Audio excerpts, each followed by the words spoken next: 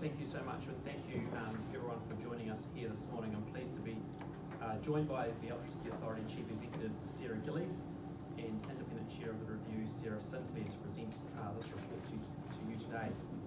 On the 26th of June, I released terms of reference of the Electricity Authority's investigation into the Northland transmission tower collapse that occurred on the 20th of June. That report has now been finalised and is being released today. The tower collapse event caused immediate disruption and left 88,000 Northland residents and businesses without power. The economic consequences were vast, businesses were unable to operate, and households faced disruption to their day-to-day lives. Following the event, it became very clear that this was caused because of the removal of the nuts of the tower from its base plates. The report shows a range of estimates of this failure causing economic impact between $37.5 million and $80 million in lost economic activity, and that without distributed electricity generation, this figure would have been even higher. The report details an over-reliance by Transpower on service providers to ensure that critical assets are maintained, and it also found that identifiable risks were missed, including concerns that were raised internally by Transpower staff. It also recounts how concerns were raised by a senior engineer within Transpower in 2021 regarding a gap in the knowledge of maintenance crews undertaking foundation work, but that the recommendations for improvement by Transpower were not acted on. And there is evidence that this was not a one-off occasion. Transpower's failure to act on these opportunities and recommendations from engineers within its business has led to these terrible consequences for the people of Northland. The Northland region was fortunate though to have a significant amount of distributed generation. This enabled many customers to get up and running following the tower collapse and for that to happen quickly. The government has already announced that we will be easing the restrictions that currently exist on electricity distribution businesses so they can increase electricity generation and bolster regional resilience. And details will be confirmed by Cabinet later this year. In total, the Electricity Authority report makes 26 recommendations. These include Transpower improving processes for maintenance work for base plate refurbishment and ensuring its contractors are more appropriately trained, monitored and compliant. Transpower should require its service providers to review and revise their work procedures for base plate refurbishment to ensure they align with Transpower's technical specifications. And Transpower ensuring regular reporting and escalation of non-compliance by service providers to the Transpower's board so that the board and senior management can exercise effective governance and oversight. The Electricity Authority are also developing options to amend the electricity code to allow for more regional resilience through distributed energy able to generate more on their own networks. I will be writing to the Electricity Authority to express my expectation that the recommendations are implemented and that they work with Transpower on the implementation of the recommendations that are relevant to them. The Electricity Authority will also be monitoring those recommendations. Finally, I wish to thank the Electricity Authority and in particular the Review's Independent Chair Sarah Sinclair for this comprehensive report. Overall, it shows a significant impact on the people of Northland, and ultimately the failures have been socialised and the costs have been paid for by the people of Northland, which is incredibly concerning for them. But now we have to learn from it and implement these reforms to assure that this doesn't happen again. I'm now going to pass over to Sarah Sinclair, who's the independent reviewer, to make a few comments, and then we'll take questions. Kia ora tātou. I think the Minister has covered very well the key findings and the recommendations of the report. What I would like to emphasise is that the consequences of this event were borne by communities. And that's the thing that the Electricity Authority and the team has kept absolutely front of mind when looking at a system level, what went wrong and where are the gaps and what are the lessons learned. So there are a series of key findings that focus on the critical nature of this infrastructure, and with such critical infrastructure comes a heightened responsibility for assurance and oversight. There are a range of recommendations that go to specifically this type of maintenance work, but also some system-wide recommendations around how these things can be done better across the whole country for all of our communities. It also highlights the real opportunity around regional resilience and making for every region of New Zealand a more resilient absolute pleasure to chair this with a fantastic team at the Electricity Authority, so thank you very much. You've said this is not a one-off. How many times did it happen? I think reading the report, I don't think that the report clarifies that number exactly. But I think what it identifies is that the procedures which this contractor were utilising was something that had been done before, and I can get Sarah to speak to the recommendation, but effectively that is why there's a recommendation that there needs to also be not just before and after photos of the maintenance work, but also during photos to provide greater assurances. I'll ask Sarah to speak further to that, or Sarah. Look, I don't have too much to add to that, but I think it's important to think about, consistency across practices across service providers and across regions, and ultimately about the assurance that happens across that. So we have no idea how many times that someone has removed enough nuts for a tower to fall over before. I don't have a specific on the specific circumstances, but it's about the overall kind of processes, procedures that are used, and the assurance that goes across those. Do you know how widespread that practice was? We understand that practices weren't consistent across the country, but we don't have a data set, and I think this goes exactly to the recommendations. We don't have a data set what happens on every single work order or job. And so the point of this specific recommendation, a set of recommendations, is to make sure with critical assets there is heightened practical solutions around making sure that assurance is put in place and actually given effect to. So we don't have the data set, but you can see that's at the very heart of So it. we're probably lucky that this is the first time that it's happened, given what we know. There's certainly room for improvement. Can you elaborate on exactly what concerns were raised in 2021 and would acting on those have prevented what happened this year? I'll pass to Sarah on that. Yeah, so my understanding is, and it's set out in the report, but my understanding is there was I believe a senior engineer who raised a concern about specifics in terms of training and how that could possibly be improved that wasn't picked up. Well, the consequences going through the minds of the contractors when they did this, is that just why they did this? Was this a sort of time-saving thing to move more bolts, or did they simply have no idea that they should be doing that? Did they forget, for some reason they're taking the bolts off? When I assume you've spoken to them, what were they thinking when they did this? So I don't know if you want to talk to that.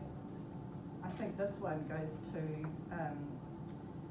what the report's been very careful to talk about system, what system allows this to happen. And a system that lacks training and supervision allows this to happen. So we think that is the cause. The underlying cause of some probably young person going out taking off a whole lot of nuts is actually a system question, a system that allows that process to take place. But you asked them presumably, why did you do this? What was their response? We've also got some recommendations in the report around information and our ability to gather information. So we had as much information as we were able to get, but some are still subject to privilege. So a lot of questions were asked, but I think that the answers were sufficient for us to make findings around the system. Did you actually ask them why did they you? did this? Yes. What did they say? We got a series of responses, but some were subject to legal privilege, and we couldn't get all of them. So you can't discuss it? No, I don't. Will there be consequences for the contracting company or the contractors who are involved in this case? That's a matter for Transpower. What about the Transpower? I mean, look at all of the businesses that lost money here. They were warned about the situation, they never acted on it, and ultimately it ended up that, as you mentioned, the community felt the impact of that. Should there be some kind of financial consequence for Transpower? I mean, I think at this stage, today's about releasing this report and about the recommendations which have been outlined. I'll be discussing this report with my colleague, who's the Minister of State-Owned Enterprises, Paul Goldsmith. But look, there's a range of recommendations which are about the future of how we can ensure this doesn't happen again. Would you rule out a financial penalty? It's not a question for me, in terms of that's a question for the authority, or but in terms of accountability, I'll be certainly talking, this report will be discussed between myself and Just looking at 8.26 here, the grid skills training. The foundation course doesn't provide clear guidance on the number of nuts to be removed at one time, the number of tower legs to be removed at one time, and the risks to tower stability. Isn't that the basics? I would say absolutely, and I think this is why this report, is why, as the Minister, I requested this report to take place. I went up to the site the day after the tower fell over. It was very clear what the reason, the fact that they've removed too many bolts and nuts from the base plates, and the basics were not done. And you know, for critical infrastructure, which New Zealand businesses and consumers rely on, we have far greater expectations than what we've seen here now. So this is why the report was issued. It has now come back with a number of recommendations, 26 recommendations. Most of them are focused very much on the basics, and it's our expectation that Transpower take this on board and give effect to them, and the Electricity Authority will be monitoring that on a regular basis and reporting to me to ensure that happens. So I know you're going to have a conversation with Minister Goldsmith, and that's, you know, it's his responsibility there as far as the enterprise goes. But I think a question that you should be able to answer is whether you think that the level of these recommendations are the end of the road as far as the accountability that Transpower should stand up for, right? I mean, we have here pretty gross incompetence as far as doing their job, listening to the concerns and what's expected of them. So do you think that the recommendations as they stand now are the end of the road as far as what Transpower needs to do to make up for what it did? Well, I think what the question here is around what they need to do to change, and my expectation is that they give effect to all of those changes. But clearly, there is a need for them to actually listen when concerns are being raised by senior engineers within their business.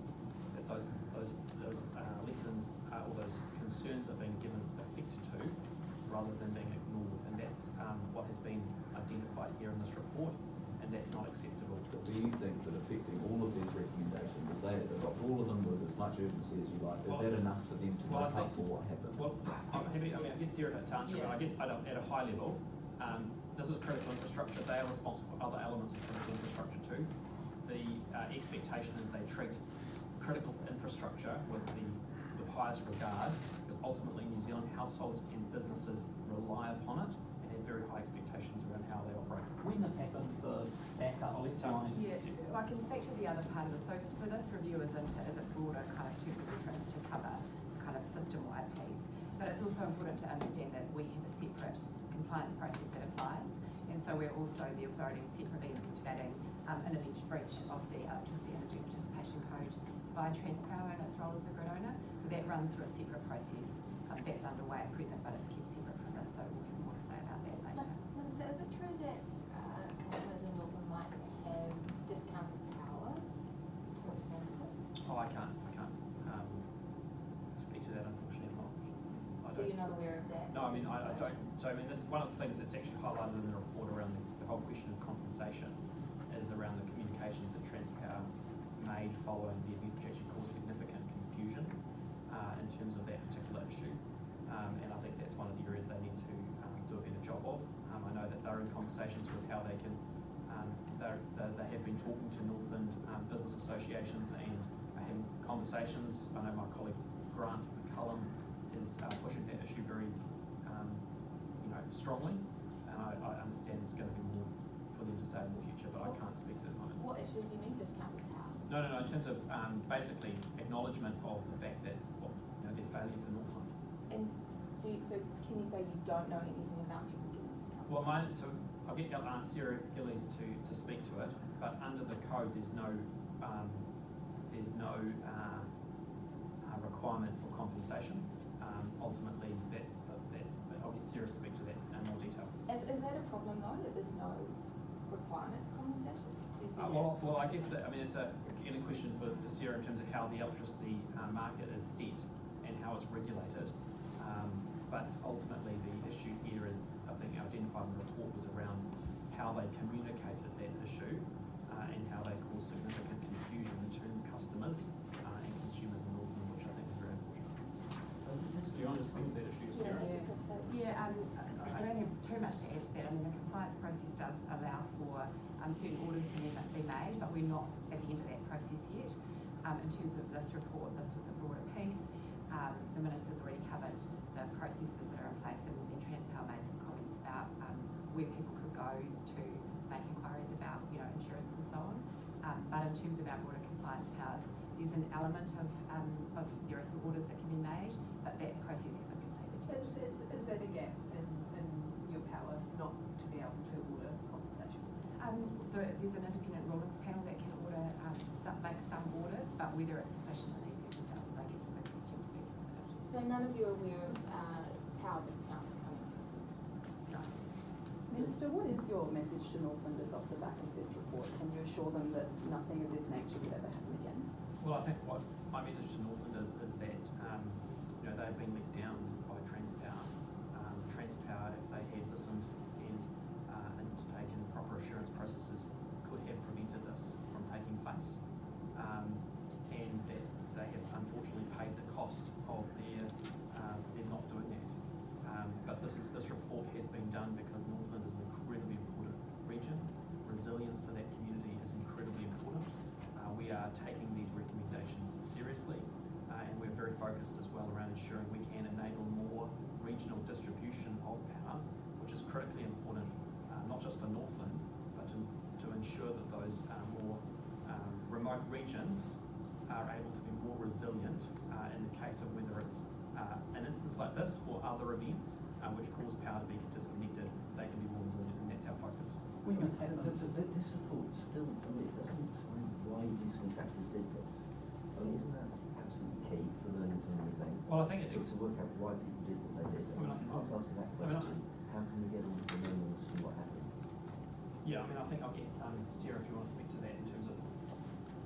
I think I'll go back to what you said before. You asked me this question actually just before, which is how much detail. That we can only work on what we've got, and we have worked on that, and that's why we've got a series of findings around the processes and the level of audit and assurance and taking the photos and all of those things that need to be in place.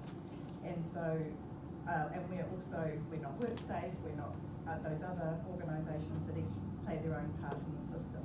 So yes, perfect information and full information would be a wonderful thing, but from the information that we've got, we can see that there are gaps in the system and in the processes. Sure, but accept there are gaps in the system, but understanding the motivation, why people did what they did, isn't that absolutely fundamental to learn more broadly about how incidents can be prevented? What was motivating people? Were they trying to save time? Was it something else? Surely that's the key to them and making us all learn about what happened. Accepting that you've identified that there are shortcomings in the systems and processes, yes, but it still doesn't get to the heart of why this happened. If you haven't got information on why those contractors can move to new goals. I think the way I'll answer that is I think it has identified there's a range of system problems which needs to, whether it's the training, whether it's the monitoring, whether it's the assurance by Transpower, and whether the appropriate, how you do documents were actually made available was all missing. And so there's a range of reasons why this could have happened and what decisions were made by individuals on the ground. I think I'll make 2 points. Firstly, all of those, that's why the recommendations are incredibly detailed around the system improvements that are needed to actually address quite basic things. So I think that is actually addressing it to ensure that regardless of what decisions have been made on the ground, there are systems and checks and balances in place. The second point I would just make in regards to the contractors, I think it is important to note that the Transpower board needs to, this is one of the recommendations, needs to actually be asking these questions and making sure that they are at that board level actually having those assurances brought forward and brought up to that level, and they have not been doing that, and they need to be. So can we just be clear? Have the reviewers been able to talk to the 3 tradespeople who were working on the site? No, correct. Why not? It's one of the recommendations. Yeah. Around the, so we asked the questions, we got a series of information from some of those subject of privilege. So did you get the information but you couldn't use it, or they just No, we didn't didn't. respond? They didn't respond. We didn't. I think there's a recommendation in the report to help to address that, and I'll be getting advice from MB around the around this particular issue, which is in regards to the powers that the Electricity Authority have to actually ask for information and receive it. In So I terms of- appreciate this is a very well put Yeah. together report on systems. Yeah. But to Tom's point, if we haven't spoken to the people who did this, Yeah. how do we know that it's not gonna happen again? Well, I think that's a question you need to put to Transpower, because ultimately, as the report highlights, the reviewers asked for information. They have raised in this report that there is a need for powers in order to be able to access information if it's been withheld on privileged grounds. Minister, do you have confidence in the Transpower board? Well, that's a question that I'd put to Paul Goldsmith. Do you? I think, well, it's not a question for me, it's a question for Paul Goldsmith. He is the Minister for State Enterprises. But what I would say is there are a range of failings which I think can be directly attributed to governance, and that they need to take responsibility for those. In terms of that, One more question. in terms of that assurance and monitoring that you talked about, Transpower essentially, when this happened, said that contractors had not really been following the rules. So does Transpower need more enforcement tools to make sure that it can force these contractors to do what it says and follow the rules?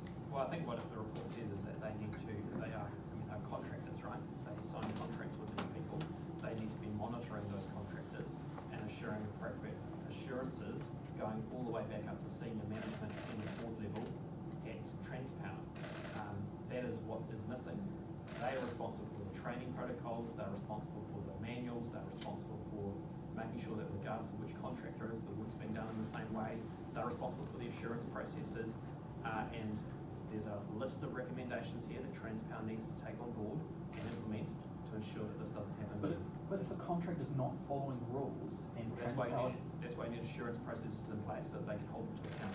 And Transpower, as the person paying the bills, or the company paying the bills, ultimately have the tools in order to ensure that they are doing that. And the report recommendations, I think, are very clear that they have not been doing that and they need to be. So How what do you specifically say should then they be to able to Richard do? Holtz, owner of Salimi's Ice Cream, who lost $5,000 to $6,000 worth of stock? Transpower are facing no financial penalty for that. That is his entire business, and he is, fighting with insurance while the bosses at Transpower sit there and get a slap on the wrist. Well, I'd say to him that this is, as I said earlier, this is an incredibly unfortunate situation as to what happened. This is completely unavoidable, and the government has undertaken this review in order to ensure this doesn't happen again. And I would point back to the comments from Sarah at Gillies from the Electricity Authority that there is a separate process underway in regards to those candidates. How close is this company coming from? Just into the Well, subject, how close is it? I don't have the answer to that question, but I think the advice, I think there's been media commentary on that, and I think the answer to that is that we're very fortunate in this circumstance that everyone was safe, and I think we're grateful about that. And that is, I guess, where, there are people who are on the front line doing their jobs, but there are also people who are in governance roles and senior leadership roles who need to make sure they're taking accountability to ensure that the job gets done safely and appropriately, and to ensure the reliability of the electricity network. It's not just a workplace safety thing with someone being close to dying though. People rely on electricity to stay alive, right? Last questions. Yeah, happy to speak to that. So part of the report looked at the response from medically dependent consumers and the way the processes work with their retailers contacting them, and that all works smoothly. How much does it cost? How much did the report cost? I think there's a lot of internal time, so we have a team of experts here. We have certainly taken account of how much time we've spent on it, but I couldn't give you a number right now off the top of my head. Thank you very much. Thank you.